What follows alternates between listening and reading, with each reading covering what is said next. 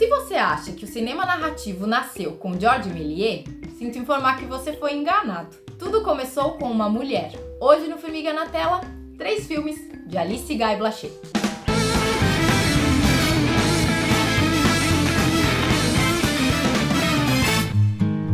E antes de começar a falar da pioneira do cinema Alice Guy Blaché, não esquece de se inscrever aqui no canal do Formiga Elétrica, caso você já não seja inscrito, ativar o sininho para receber notificações a cada novo vídeo que for ao ar e dar o seu like, é claro, deixar o seu comentário aí pra gente produzir cada vez mais aqui dentro do YouTube. Não esquece que isso é muito importante pro Formiga Elétrica. Então, mesmo que seja para dizer que gostou do vídeo, não gostou, deixar sua opinião, deixar sua dica, não esquece, escreve aí nos nossos comentários, dá o seu like, ativa o sininho, se inscreva no canal, porque o formigueiro só vai crescer com essa ajuda de vocês.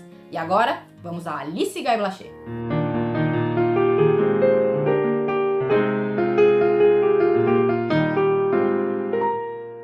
Bom, eu comecei esse vídeo falando justamente que você foi enganado, né? Pensando que o Georges Méliès foi o pioneiro do cinema narrativo.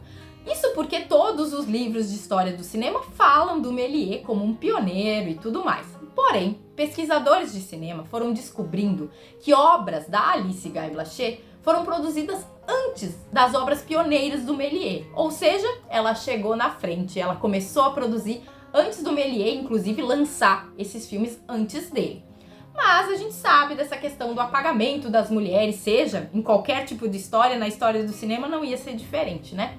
A partir de agora, muitas publicações estão colocando a Alice como pioneira do cinema, inclusive algumas edições novas de livros clássicos sobre narrativa cinematográfica e também história do cinema, estão trazendo aí a Alice como uma espécie de mãe do cinema, né? Principalmente o cinema ocidental. Mas por que afinal que eu vou falar de Alice Guy Blaché?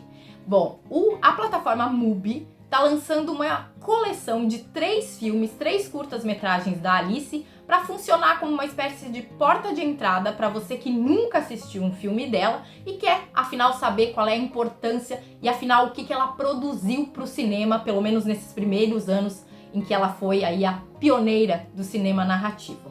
Nessa coleção do MUBI, 3 filmes foram selecionados: O Cair das Folhas, A Garota na Poltrona e A Órfã do Oceano. São filmes complementares, 2 deles de 1912 e um de 1916, que eu diria que se você nunca viu um filme da Alice Guy Blaché, é a oportunidade para você assistir alguma coisa dela e se apaixonar para correr atrás de outros filmes. Afinal, ela fez uma centena de curtas-metragens. Nesse caso aqui, a recomendação da tia Bia aqui do Formiga Elétrica é que você comece justamente por O Cair das Folhas, que é esse curta de 2012, de 12 minutinhos que consegue contar uma história que tem ternura, que tem fantasia e que ainda faz uma espécie de crítica social à presença masculina na criação das mulheres. Por quê? Esse filme conta a história de uma garotinha, ali a passagem, tá chegando o outono, e ela começa a observar as folhas caindo, e isso tem algo de simbólico dentro da história. Eu não vou contar mais para não dar spoiler, é óbvio, mas é um filme onde a Alice tem uma preocupação visual, né, de colocar essa presença dessas folhas caindo, dessa menina descobrindo que as estações mudam, que as pessoas mudam e que ela própria vai passar por transformações a partir do que vai acontecer na vida dela. Eu acho interessante começar com O Cair das Folhas, porque é um filme muito bem acabado da Alice. Pensar que ela fez isso em 1912, ainda, né, engatinhando, já com uma trajetória, afinal, os primeiros filmes dela ali datam de 1903, por aí. Então ela já tinha uma experiência, mas aqui eu acho que ela consegue unir apelo, apuro visual, com apuro de história. A história que a Alice conta é muito boa. E a forma como ela coloca na tela essa história, né, dessa menina é muito delicada, muito envolvente. Você termina o curta pensando, nossa, isso já aconteceu comigo, né? E vai acontecer com outras meninas, com outras pessoas. Então, eu acho que a Alice, nesse filme em especial, consegue, né, nos dar uma história aparentemente inocente, quase pueril, mas que tá falando de uma coisa extremamente importante, que é essa transformação, né? Todos nós temos o nosso outono, a nossa transformação. E quase sempre isso é ali, né, na infância, início da adolescência, e é o que essa menina vive dentro da história desse curta-metragem.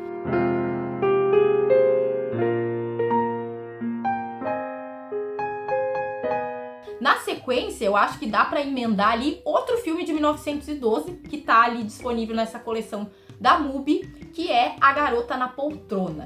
Aí a gente tá pensando num filme um pouco mais elaborado, uma história mais adulta, entre muitas aspas, afinal, O Cair das Folhas também funciona muito bem pro público adulto, apesar de ter uma protagonista criança. A Garota na Poltrona fala de vício em jogos, fala de romance, fala da questão de como as mulheres conseguiam destaque na sociedade, às vezes por meios não tão bacanas ou justificáveis, assim.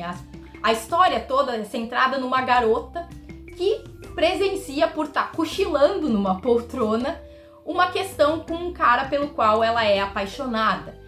E ter essa informação é o grande trunfo dela dentro da história. E o que ela faz com essa informação também é muito importante. A Alice coloca ali questões de como a mulher era vista na sociedade, quando a mulher era ouvida e tinha direito de fala, e como utilizar esse espaço de fala que era muito pequeno e muitas vezes desleixado, né? Ou seja, a mulher tá falando, mas as pessoas não estão prestando muito atenção. Como ela conseguiu aproveitar esse espaço para, enfim, conquistar o seu grande amor aí e seguir a sua vida, mesmo carregando essa informação que prejudicava o cara pelo qual ela era apaixonada. Então, a Alice, nesse filme, tem construções cênicas muito interessantes. Se a gente pensar que é 1912, as ideias que ela tinha para remeter ao vício, as questões de romance, né, do pensar na pessoa que a gente é apaixonada, o modo como ela construía isso era muito original. Ainda mais se a gente vê que tem cineastas que hoje em dia não conseguem ser criativos nesses pontos, né? Alice lá já estava experimentando questões visuais que hoje a gente às vezes sente falta na tela grande, e olha que hoje a gente tem muito mais recurso do que a Alice tinha na época, né? Então, A Garota na Poltrona é meio que um complemento do Cair das Folhas. Numa ela tá falando de uma menina que tá descobrindo o que é ser mulher na sociedade, né? Como ela vai lidar com os outros homens que vão percorrer a vida dela, além do pai, é claro. E aqui no A Garota na Poltrona é uma mulher que já sabe a sua posição, né? Dentro do contexto social, já sabe o que ela precisa ou pode fazer, né? E como vai se valer disso, tentar, né, fazer o jogo ali, né, elaborar, saber onde colocar a peça para, enfim, né, alcançar os seus objetivos. Se você quiser criar uma ordem, acho que a minha sugestão é você ver O Cair das Folhas, depois A Garota na Poltrona e finalizar o dia com esse curta de 40 minutos, que tenho certeza que poderia ser um longa-metragem, que é A Órfã do Oceano. Eu ouso dizer que é das primeiras comédias românticas, porque a Alice, aqui nesse curta, vai se valer de elementos da trama, e inclusive de estereótipos, que depois a gente vai ver se repetirem zilhões de vezes nas comédias românticas, principalmente as comédias românticas hollywoodianas. Então aqui a Alice está experimentando isso, né? Garoto encontra garota, se apaixonam, conflito, e aí, como resolver? E aqui também ela usa, né, essa questão do conflito entre um homem e uma mulher que se apaixonam para falar de questões sociais, né? Então, assim, a própria posição, né, da protagonista como uma órfã, né, como uma mulher que tá solta, né, dentro do mundo, que precisa ser acolhida, nessa ideia da mulher sempre ter que ter alguém que a salve. A Alice coloca ali, óbvio, que de uma maneira extremamente sutil e pensando naqueles tempos, né, do que a Alice podia ou não dizer, que essa questão também devia permear a obra dela quando ela estava criando, pensar essa mulher, essa protagonista mulher, da onde vem a força dela, como ela consegue, né, se colocar dentro da história como protagonista, né, sabendo, óbvio, que naqueles tempos as mulheres ainda eram as escadas para os personagens masculinos no teatro, na literatura, enfim, algumas coisas não mudaram até hoje, né, infelizmente. Mas aqui a Alice tenta colocar essa protagonista como protagonista mesmo, como uma mulher que vai conduzir a trama, né? E os homens são parte do processo de condução, né? De como ela vai surgir dentro da história, né? E se consolidar no final, enfim, que eu não vou contar qual é. A Órfã do Oceano tem todos os elementos de uma comédia romântica. Então, pensar que esse gênero também passou a ser muito associado ao público feminino, né, com uma ideia de que mulheres assistem comédia romântica e homens assistem filmes de pancadaria, filmes de guerra e todos os outros filmes, a Alice aqui também está questionando, né? Ela está colocando uma história protagonizada por uma mulher, permeada pelo romance, né? O romance, no caso aqui, heterossexual, até porque a Alice fez um faroeste protagonizado por mulheres, que talvez renda até um Formiga na Tela um dia, quem sabe? Estou divagando. Justamente ela trabalhava muito, tem várias histórias da Alice, né, com casais homoafetivos, principalmente casais homoafetivos de mulheres. Então aqui a Alice tá se rendendo a todos os clichês do relacionamento heteronormativo, tá? Porém, sem esquecer que a mulher também se vale dessas questões, né? A nossa protagonista aqui, da Órfã do Oceano, sabe muito bem quando ela vai ser observada pelos homens e como ela vai se valer disso pra construir a sua história, chegar aonde ela anseia chegar, né? Não é um grande lugar, se a gente pensar nas nossas lutas de hoje, mas já era um caminho, né? A Alice está mostrando uma mulher que não quer simplesmente ser coadjuvante, né? Na sua função ali de esposa, de mãe, enfim, de papéis femininos comuns à época, né? Ela quer aparecer, ela quer que as pessoas olhem para ela e percebam o seu valor, as coisas que ela pode oferecer para o mundo, para além de ser uma linda donzela que cria filhos maravilhosos, né? A gente faz isso também, mas tem outras coisas mais interessantes. E aqui a Alice vai fazer um curta de 40 minutos, ou seja, quase um média-metragem. Nisso, ela consegue, a gente vê como a Alice sabia trabalhar o tempo. Num curta de 12 minutos, ela consegue unir 300 mil temas sem se perder. E aqui, que ela tem um pouco mais de tempo, né, ou seja, de 12 para 40 minutos, ela cria um roteiro que não tem barriga, tá? Apesar de, enfim, vocês vão dizer, vai ter barriga no roteiro de 40 minutos? Pode ter, minha filha. Tem curta de 10 minutos que tem barriga no roteiro. E aqui não, a Alice trabalha aproveitando todas as pausas, os silêncios, assim, das personagens, foco no rosto. Aí vocês vão dizer, é cinema silencioso. Sim, mas a Alice deixa claro quando os personagens estão se comunicando, né, falando com o outro, apesar de ser cinema silencioso, mas quando eles estão em silêncio. E o silêncio aqui é uma marcação do feminino. Quem fica quieta, quem tenta ficar ali com o cérebro a mil, pensando no que fazer, são as mulheres. Os homens são de ação, eles falam e fazem. E as mulheres pensam muito até tomarem uma atitude e fazerem, né? Então a Alice está fazendo, de certa forma, um retrato daquela época das mulheres que queriam fugir desse padrão, né, desse estereótipo, né, de estar sempre ali como mero objeto decorativo do lado do homem. Essa nossa protagonista aqui tem muito da Alice, inclusive, que era casada, né, foi casada com o Blaché que ela tem no nome, vem do marido, que também trabalhava como produtor, de cinema, que depois vai ser sócio dela numa produtora, e no qual que a gente imagina, né, que por mais que ele fosse o companheiro ali e de certa forma incentivasse o trabalho dela, né, em algum momento ele percebeu que ser o homem do estúdio, da produtora de cinema, tinha um peso muito maior e ele queria, óbvio, aparecer um pouquinho mais que a Alice. Aliás, no documentário que eu citei, né, E a Mulher Criou Hollywood, tem um ponto que eu acho muito importante, que quando é que os homens dominaram o mercado do cinema? Quando é que os homens entraram para fazer cinema, assim, de peso, né? Entraram de rodo, assim, trocentos mil homens, né? Onde existiam mais mulheres do que homens trabalhando.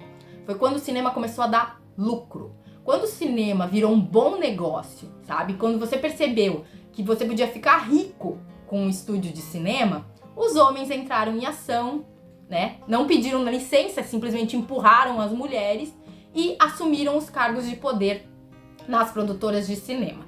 Antes disso, as mulheres eram ali porque o cinema era algo de trabalho braçal, de montagem, de estrutura, de produção.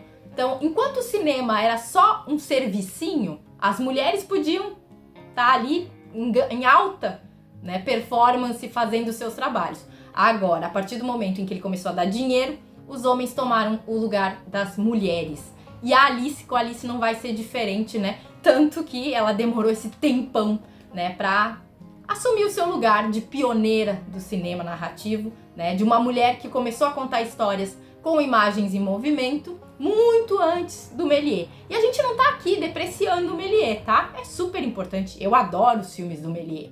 Mas a gente tem que dizer quem abriu a porta, né? E quem abriu a porta do cinema narrativo, pelo menos aqui no Ocidente, foi a dona Alice Guy Blaché.